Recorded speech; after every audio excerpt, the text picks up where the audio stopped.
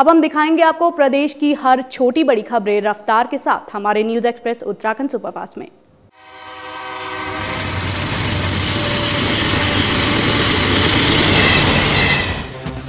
Corbett national park में बाघों का कुनबा बढ़ा या घटा, अब हर साल इसकी निगरानी की जाएगी। इसे लेकर नेशनल टाइगर कंजर्वेशन अथॉरिटी और पार्क प्रशासन के बीच एमओयू पर हस्ताक्षर कर लिया गया है। अब तक भारतीय वन्य जीवन संस्थान देश भर में बाघों की गणना हर 2 साल में करा रहा था।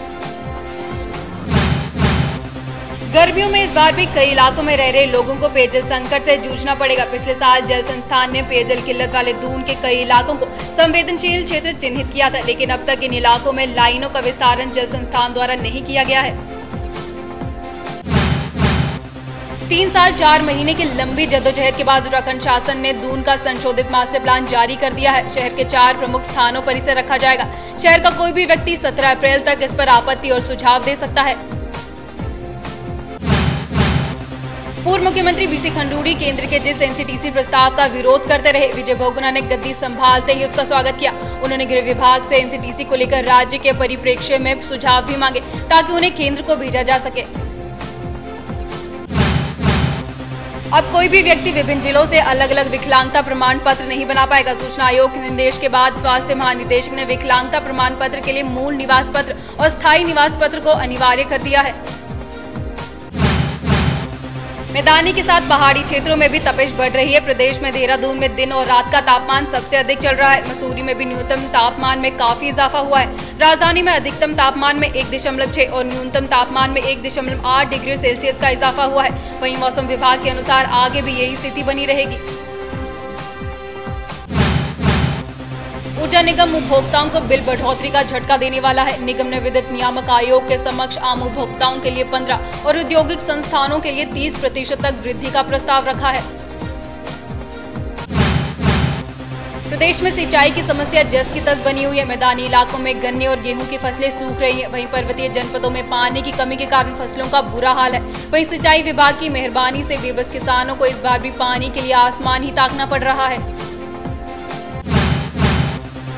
राजधानी की 665 युवतियों को सरकार द्वारा शुरू की गई गौरा देवी कन्या धन योजना के तहत मिलने वाले लाभ का पिछले 1 साल से इंतजार है। साल 2011 में बजट की कमी के चलते ये स्थिति बनी है। वहीं अधिकारियों का कहना है कि 2012 के बजट में इन कन्याओं को लाभान्वित किया जाएगा। सामाजिक, आर्थिक व जाति गणना से छूटे लोग तहसीलदार एसडीएम व संबंधित प्रगणक से संपर्क कर नाम सूची में जोड़ सकते हैं। गणना के लिए हर घर में एक प्रगणक व टैबलेट पीसी ऑपरेटर जाएगा। गृह स्वामी से कुछ निर्धारित जानकारी मांगकर उसे पीसी में अंकित करेगा। जिला प्रशासन से मिली जानकारी के मुताबिक जाति गणना टोल फ्री नंबर 180018041191 है। शिक्षा विभाग में कब क्या हो जाए, कहां नहीं जा सकता। ताजा मामले में सहायक अध्यापक चयन में 13 अभ्यर्थी कट ऑफ मेरिट से अधिक अंक होने के बावजूद नियुक्ति के लिए भटक रहे हैं। वहीं शिक्षा विभाग अधिकारियों का कहना है कि पद रिक्त होने पर ही नियुक्ति दी जा सकती है। रेलवे ने ऋषिकेश कर्णप्रयाग रेल लाइन का आरंभिक कार्य शुरू करने के बाद अब ऋषिकेश डोईवाला रेल लाइन का प्रस्ताव योजना आयोग को भेज दिया है। इसके साथ ही पांवटा बद्दा रेल लाइन को भी आरंभिक मंजूरी दे दी है। लाख कोशिश के बावजूद ऊर्जा निगम की कार्य प्रणाली सुधरने का नाम नहीं ले रही है। निगम के अधिकारी बार बार रिकॉर्ड उत्पादन की बात कर रहे हैं, जबकि ग्रामीण क्षेत्र की जनता को हर रोज 3 से 4 घंटे बिजली कटौती की मार झेलनी पड़ रही है।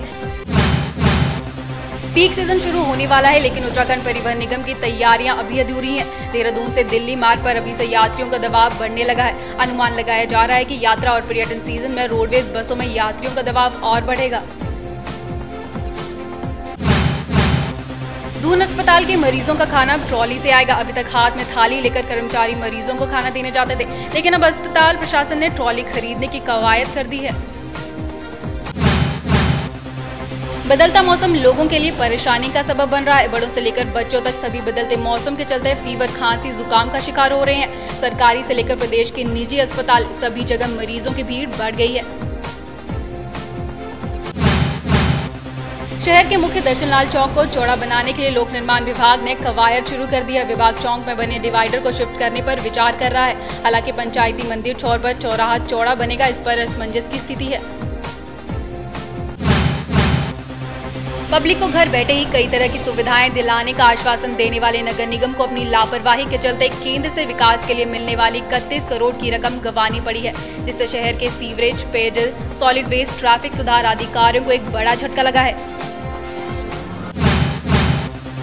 कोई पेड़ यदि आपके घर या दुकान के लिए परेशानी का सबब बन रहा है और उसे काटने की अनुमति नहीं मिल रही है, तो अब चिंता की कोई बात नहीं। आप पेड़ को ट्रांसलोकेट करा सकते हैं, यानी आपके आंगन में खड़ा पेड़ किसी दूसरी जमीन पर लहलहा सकता है। फाइलें उठाई और चल दिए सीएम आवास। अफसरशाही के लिए ये बीते दिनों की बात होने जा रही है। सरकार ने अफसरों की सीएम आवास प्रक्रिया पर रोक लगा दी है। मुख्य सचिव की ओर से अफसरशाही को पत्र भेज जिसे गंभीरता से लेने के निर्देश दिए गए हैं। 14 साल से ज्यादा सजा काट चुके 10 कैदी अब खुली हवा में सांस ले सकेंगे। राज्यपाल मार्गरेट एल्वा ने इन बंदियों की रिहाई के लिए गृह विभाग को निर्देश जारी किए हैं। राज्यपाल के निर्देशों के चलते अन्य से दोषियों की क्षमा याचना संबंधी प्रार्थना पत्रों पर भी गृह विभाग समीक्षा कर रहा है। सूचना अधिकार अधिनियम के तहत मांगी गई जानकारी में विकास खंड यमकेश्वर के ग्राम उड़ा में मनरेगा कार्यों में धांधली का खुलासा हुआ है। ये पंचायत और डाकघर से मनरेगा के खातों के संबंध में एक समान बिंदुओं पर सूचना मांगी गई थी, मगर दोनों से प्राप्त सूचनाओं में भारी अंतर है। घाटे से जूझ रहे उत्तराखंड परिवहन निगम ने निजी एजेंसियों को रोडवेज बस अड्डे के भीतर ही टिकटों की बुकिंग का काम सौंप दिया है। इससे भले ही यात्रियों की जेब ढीली हो रही हो, लेकिन एजेंटों की जेब में प्रतिमाह 2 से 3 लाख रुपए जा रहे हैं। आरक्षण शुल्क की मद में निगम को रोजाना लगभग 7 से 11 हजार रुपए आते हैं।